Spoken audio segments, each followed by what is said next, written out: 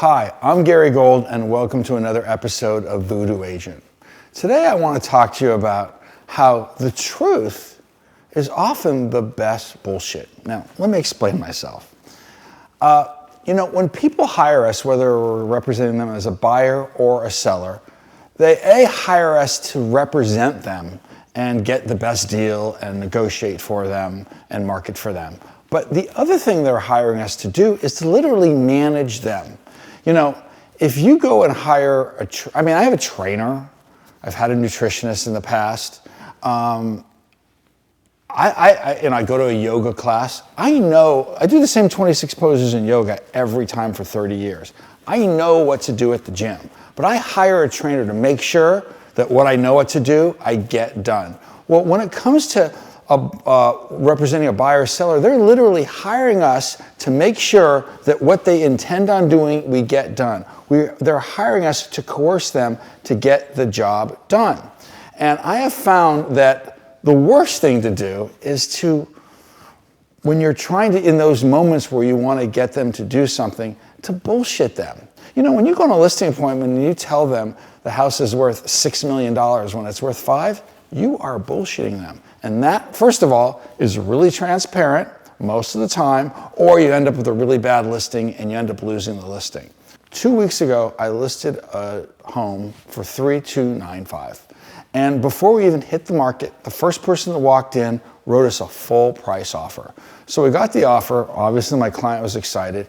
And he says to me, I wonder if we underpriced it. Now, an inexperienced agent or someone being defensive or any of us are capable of doing it. We could jump to being defensive and say, oh, no, this is a great buy. You should take this. You'll never see this again. Whatever it is to get someone to sign it. And, rightfully you could do that. But I took a much different approach. I said to him, you know what? You could be right. I'm asking myself the same question. You could be leaving $100,000, $150,000 on the table. Totally possible. I said, but it's also possible you could put it on the market and it could sit on the market and you could be selling for $100,000 or $150,000 less. So really the question is it worth the risk? Is it worth the timing?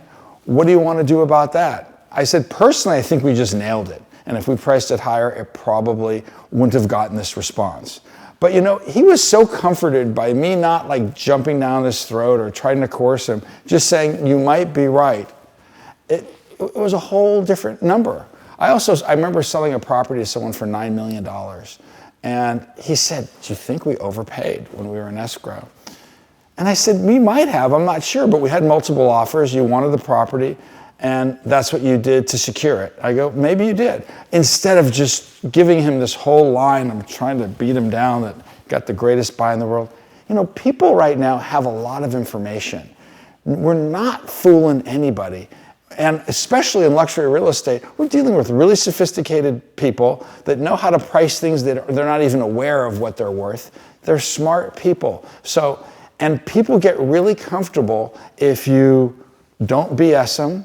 Also, if you make a mistake, one of the most powerful things in the world is going, I screwed up. No one's going to hold it against you.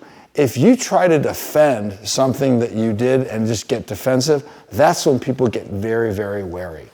And also, it's really, when you're just being straight with people and giving them the straight information, they get totally comfortable, and you don't have to keep your story straight. And it's, right now I find that super liberating. It's a really great way to be. You never have to second guess anything. And people just are way more comfortable with just not getting so defensive with them, opposed to just doing the trip where you're trying to close them hard. Now, there are people very effective at closing hard and doing that. Not my jam. I don't dig it. So what I suggest in the next few days, when you're having these conversations with your clients, just pause. It's literally a half a second. Someone asks you a question, think about it. We don't have to respond so quickly. That doesn't make you seem any smarter.